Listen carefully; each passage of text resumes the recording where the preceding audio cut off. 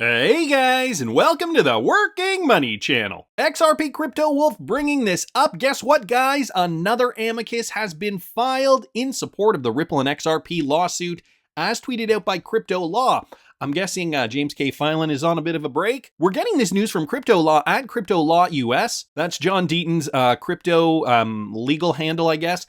Just added to our document library, letter motion for leave to file amicus brief by Philip Goldstein, an Investor Choice Advocates Network, or ICANN, an exhibit proposed amicus brief. Click below to see the full uploaded document, guys, and there is a link down here in the tweet, which I will link in the description of the video. But just to give you guys a brief overview, ICANN is a non-profit law firm focused on expanding access to markets by unprecedented investors and entrepreneurs, which has litigated against the SEC. So adding another one to the mix, XRP Crypto Wolf asking, anyone else wondering how many more companies will be filing amicus briefs that will ultimately help Ripple? I don't know how many we are actually on at this point in time. I think it's probably around 7. Do not quote me on that. Please do put it down in the comment section if I am incorrect on that. The Supreme Court's recent decision in W. Virginia versus Envert Prat Agency 142 S Court 2587 2022. Okay, I guess that's the code for the case, which addressed an analogous question about an agency's authority, jurisdiction, and power to regulate, provides strong precedent for this court to rule in defendant's favor. Guys, this coming from Cowboy Crypto here on Twitter. So pointing out a precedent here, ultimately suggesting the court should be ruling in Ripple's favor. There's a lot of stuff in this amicus brief. Again, I will link it in the description. Jeremy Hogan also bringing up his 2 cents on this. A nonprofit organization is filing an amicus brief, attacking the SEC's jurisdiction over digital assets and quoting, among other things, the recent U.S. Supreme Court case limiting EPA authority. These amici are really hitting the SEC from all angles. Addled in the room down here asking Jeremy Hogan, is it normal to have this many more briefs in a case of this magnitude? And Jeremy Hogan responding, not in a trial level case, not normal at all. So, these guys coming out in support of Ripple. We know Ripple, many users worldwide, many companies that are actually using the XRP cryptocurrency for a purpose. And so, it bodes well for these companies. It's in their best interest to put forth these amicus briefs if they are seeing that, maybe their business has been affected because of the SEC lawsuit, even if they aren't located in the United States. I don't know if you're able to actually file an amicus unless you are in the US. Probably not, but you know what? It's the reach and the optics. It certainly doesn't look good to the judge that all these companies are coming basically to Ripple's defense. So another one here, and Jeremy Hogan even mentioning it is not normal at all to see so many briefs being filed. So that's an interesting point as well that I'd like to mention. Ashley Prosper also bringing this up with regards to this latest amicus brief. This is a very compelling amicus. The SEC is now seeking to regulate an entire industry by expanding one ambiguous term on that list, investment contract. So if they expand this term, right, that's going to be the beginning of the end, and they're really seeking to gain jurisdiction over that. The investment contract point is strong, and in terms of ICOs, I can see where they're going with it, because in an ICO like Ethereum, you were sold ETH tokens by the Ethereum founders in return for a promise that the ETH ecosystem would expand, would thrive, and thus your ETH tokens would be worth more. So I get it in terms of an investment contract, in terms of an ICO, initial coin offerings, beyond any reasonable interpretation of that term. So this is a bridge too far, though. Congress never authorized the SEC to regulate digital assets, and therefore the court should not infer that Congress would allow the SEC to do so here in the absence of specific statutory authority. So there's also the issue of, does the SEC have jurisdiction? They don't make up the rules, Congress does. And so will Congress allow them to get away with this, essentially? All very interesting points. Another great observation here from Ashley Prosper with regards to the latest amicus brief that has been filed. Now, Marissa Tashman-Koppel, she is policy advisor over there at the Blockchain Association, also filed an amicus brief providing to the courts with helpful context in the Grayscale lawsuit against the SEC by denying access to spot Bitcoin ETFs. The SEC engages in an arbitrary and capricious practice of picking winners and losers among investment products. So a bit of a tweet thread here, not going to get into the full thing, but, along the same lines, picking winners and losers based on their vested interests. So, this falls in line with what we're seeing within the Ripple case, Bitcoin futures and spot ETFs have not been able to get off the ground for a lot of different political reasons. And so, we're questioning this. We're wondering why all these companies have come forth and offered their products. Meanwhile, it's like, no, no, no, no, no. But then we get, news eventually that the big banks are offering these types of products, and they are allowed to. So things that are definitely getting people scratching their head, especially in the crypto space, considering we have been in this battle for many years. And I can only imagine, right, running a crypto company for years and years, and you want to be above board, but the regulators aren't letting you. Then finally, when it comes to your window, when it's your window, you have that opportunity to shine, and you can walk through the threshold. They tell you, no, another company's doing it. We've got JP Morgan or Goldman Sachs or Bank of America or whoever it is. They're doing it. I'm sorry, your application has been denied again. This would infuriate me. Not a level playing field, definitely not at all. So anyway, going to leave this in the description if you guys are interested. Of course, it goes along these lines here. Wheezy at Nerd Nation Unboxed posted this. There are commodities, and BTC is one of them, and Ether and a few others are as well. This is a quote from this video here. Gillibrand and Lummis sitting down here talking about cryptocurrency and their categorization. And that's why we chose the existing regulatory framework and just to lay digital assets on top of it, because we know that the SEC has a very strong record in consumer protection and disclosure.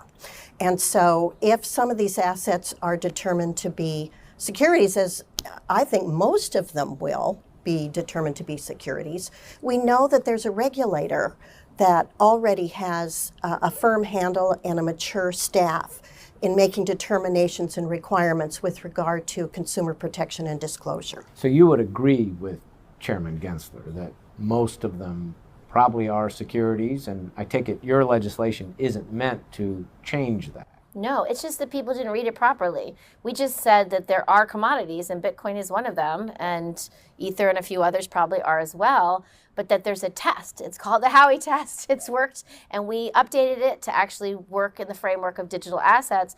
And if there's 15,000 cryptocurrencies, that means 14,900 and something are securities. So that's a lot of work for the SEC to do. Don't really like their logic. To be honest with you, it sounds a little flawed. I think there is a lot more gray area than they lead us to believe. Nevertheless, Gillibrand and Lummis, they have put forth this framework. Attack Titan here saying, right in your face, they know that they are going to designate as securities and commodities, but they aren't going to tell you so you can do the right thing. How sickening is that, coming from the people, elected by the people, for the people? We deserve the government we have. Alpha Crypto Mio down here saying further confirmation, if we needed it, that this is maybe not the most corrupt, but certainly one of the most openly corrupt financial centers in the world. The Faux Show down here saying, there will be a time where they will go down the list of assets that are halted for trading, ones they deem securities, take their positions, and then decide when they want, and they aren't securities anymore. I can't think of a game that is more rigged. A lot of people losing confidence here in the regulators, not just the SEC, but, the regulators in the US as a whole. It's a big game that is rigged, and I feel like, a lot of people are feeling that. XRP Crypto Wolf bringing this up with regards to the Senate committee, okay? So they're negotiating SEC to sign off on a digital commodity definition. So, again, they do still need to do work with regards to the regulations, and the Senate Agricultural Committee is negotiating changes to a bill that would grant the Commodity Futures Trading Commission more power over Bitcoin and other digital assets in preparation for a potential committee vote before the end of this Congress. Among the items under the negotiation is a provision that would require the CFTC to consult with the SEC as to whether a digital asset is a security, a possible blow to the hopes of those lobbying for the CFTC to become the crypto regulators of choice. So it's looking as though they're going to have to confer with the SEC, get their opinion on certain cryptocurrencies, looking like the SEC might have more power than we wish. This is an ongoing story, still very fluid, so we do not have, the complete details on this yet. Are cryptos commodities or are they securities? And, I don't want to just jump on one bandwagon. I don't think it's as easy as some people are trying to make it out to be. I do think there's a lot of gray zone. I do think ICOs If you're buying a coin specifically in hopes that that is going to, change and fund the ecosystem, that is more along the lines of a security than the XRP cryptocurrency that was created before Ripple existed. Obviously, it's an open ledger. Anybody can work on it. Anybody can purchase XRP. Anybody can utilize XRP. So I can see where there's gray area. I do not agree with what policymakers are doing, and I do not agree with how they're doing it. Again, it is a rigged game, but there is nuance here. So, I can see both sides of it. It's a difficult thing that we're navigating right now, guys. But the good news is that we do hold one of the most utilized cryptocurrencies on planet Earth today for real-world utility. Mike Manfield posting this with regards to Ripple partner Finastra. So they've just added something called Larky Nudge to their Fusion platform. As you guys know, Ripple is a partner of Finastra, or rather Finastra utilizes Ripple's technology. Larky's Nudge, which is a registered trademark, is now available on Finastra's mobile banking platform, enabling banks and credit unions to drive greater engagement with account holders, as well as boost mobile banking usage. So a boost for the app, incentivizing account holders to utilize it more frequently, I guess. Finastra's universal banking core, digital, and analytics solution are redefining end-to-end open banking. This new collaboration demonstrates our commitment to expand our ecosystem, advance innovation, and meet the new demands banks and credit unions face. This coming from their chief product officer at Finastra. Larky's advanced location and segmentation capabilities complement our digital-first strategy, driving high engagement for mobile users and enabling banks and credit unions to better reach their account holders no matter where they are. So another device essentially to engage mobile banking users, create an atmosphere where they have more knowledge, where they might want to engage more with the services that these companies provide. Integrated within a financial institution's existing mobile banking app, Larky's predictive push notification technology enables financial institutions to proactively communicate with their increasingly digital account holder base. With location-based mobile push notification campaigns, Larky's Nudge guides users to financial institutions' offerings and elevates account holders' interactions by reaching them at a time, place, and setting that is best suited to their needs. So, sounds like they're maybe using a little bit of AI technology in there as well to kind of predict our movements. Interesting to note that. Wanted to thank Mike Manfield for posting that. We also got this announcement, guys, from the Cryptic Poet. Integrated Finance chooses Ripple partner Currency Cloud as the preferred FX provider. This was just out today. UK-based cross-border payments platform Currency Cloud, which is a Ripple partner, has become the preferred foreign exchange or FX partner for fintech infrastructure platform Integrated Finance.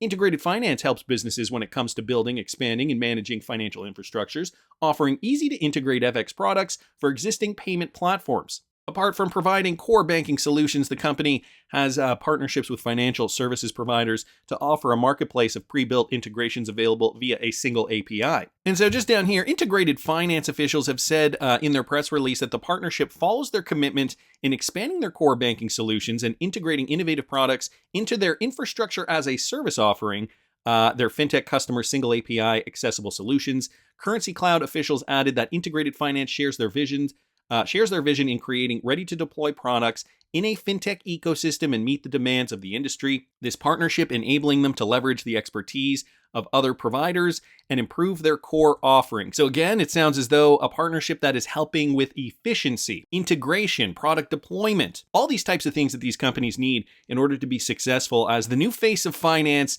turns in our direction. The old economy is becoming a distant memory, unfortunately. And, faster than ever, since the beer flu really kind of took over in early 2020, we have been seeing major changes, major shifts. I mean, consumers have been buying things online for the last 20 years, basically since the internet started. But, it really was the beer flu that was this inflection point. And, of course, at the same time, we're seeing all these companies integrate with Ripple technology, some of the smaller ones throughout 2018, 2019, and then more partnerships throughout 2020, 2021, as this was becoming more of a need. And this is why I think we saw Ripple really thrive throughout 2020, 2021. Their numbers just kept growing and growing. As a business, they've been doing better and better. And this just another example, Integrated Finance and Currency Cloud working together, and Currency Cloud providing them with an FX solution. So interesting news there. Wanted to thank the Cryptic Poet just for posting that. And when I say the world is going to change, finance is going to change, maybe even if we're not aware of the nuances, what's going on in the back end, the guys at the top really do understand this. This one from Spiritual Warlord here on Twitter, Bank of England's David Ramsden. He said this right at the end of September in a speech. ISO 20022 is a game changer for the financial system. Payments are made and settled is being transformed. And so they talk a little bit about RTGS that delivers final and risk-free settlement. The bank is joining the global push to enhance the soft infrastructure of payments by introducing ISO 20022 messages in the renewed RTGS and in the CHAP system. As everyone at this conference will no doubt be aware, ISO 20022 is a game changer for the financial system. So boom, he said it right here in a speech from September of 2022. So is it any surprise that companies like the Flare Networks are really working hard now to try to get their product out in and around the same time? So Flare Networks has announced an anticipated time frame for the distribution of the initial 15%, guys, of your FLR tokens, your Spark tokens. It is expected to occur sometime between the 24th of October 2022 and November the 4th, 2022, but is still subject to feedback from participating exchanges. As you guys know, the Flare Networks team, they have had to, work with other exchanges in order to, coordinate this airdrop. It's been a bumpy road. I mean, I'm not going to lie. We were expecting our Spark tokens about a year ago now. And so it has been delayed. Nevertheless, they want to get it right. They do not want to mess this up. And so now the airdrop, the 15%, at least the initial 15%, happening between October 24th and November the 4th. So just an update on that. Of course, Flare Networks is really going to be a game changer as well with regards to the future of finance. And because finance is changing so quickly, we've been seeing Swift make these surprising moves, just seemingly out of the blue. King Solomon here brought this to our attention. It looks like Swift has removed all the update release portions to their services from their website. I mean, it's never really like Swift gave us a big heads up when they were releasing something new anyway.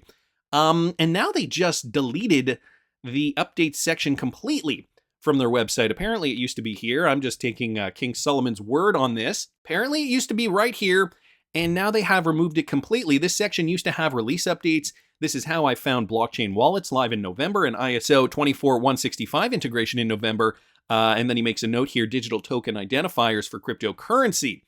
Interesting. He says it might be nothing, but interesting that this section is either now gone or hidden, still trying to look. Now, I mean, we can read into this a few different ways. Companies usually don't remove sections of their website unless A, they're trying to hide something, or B, they just don't find it useful. And I mean, I'm looking at this in updates, releases, something with regards to a new financial system when it comes to Swift would probably be of interest to a lot of people. So I don't think it was useless content. What I think is they're trying to keep a low profile. They know that they are at the front lines of a battle for financial supremacy. That's what I think. They, never really took Ripple seriously at the beginning in 2017 and 2018. Then eventually Ripple came out, they proved themselves, and Swift had to react fast. They came out with the API solution, which was basically, as Brad Garlinghouse says, a Ferrari shell on a T-Ford model engine, one of those old Ford cars. Then there was the rebranding, Swift rebranding their image, sounding a lot more like Ripple, and I did a recent video on that. I will link it up here in the top right-hand corner. Now they have, in fact, deleted their update section, probably because they didn't want to let too many cats out of the bag, which goes to show you, the level of arrogance here, I think. And now they're smartening up. I think now they're realizing that the king has lost his power, and this guy's from Fojack here. Decimal to text. Now, we all remember the infamous Bearableguy clue, the 589 EOI 2018, in front of the UN building. And on his Rippled Reddit, he actually posted it with a code, a hexadecimal code. And, if you've been in the XRP community for a while, we did decode this. The U+2764 code decoder in Unicode decoded it as heavy black heart. Yeah, that's been done. But what about the octal to decimal decoder? Apparently, that decodes it to this, which are some Chinese characters here, which equals the word surrender, according to Fojack3 here on Twitter. So what's Bearableguy saying? Should the UN and Swift surrender to the new technology that is obviously going to take the world by storm? Now remember, Bearableguy posted this in early 2018. And to give you guys context, at this point in time, Ripple did not have nearly as many partnerships as they have now. And the narrative was very, very different. So, it's easy to look at this in hindsight and say, well, yeah, obviously. But when Bearable Guy posted this, we had not been exposed to the type of progress that Ripple has been achieving over the last several years. So surrender, interesting code here. I decided to, just Google translate that for myself into English. And what does it bring up, guys? The word arrogant? So perhaps a little dig at Swift and the legacy financial system. Could it be a double entendre that Bearable Guy so cleverly decided to add to his most famous 589 riddle? I mean, it certainly wouldn't be out of character, and, it seems to go along the lines with what's happening with Ripple and XRP. That's just my opinion, but I want to hear what you guys think. Please subscribe to the channel if you haven't already. Like the video if you like the content I'm providing. I always love hearing your comments. See you in the next one, guys.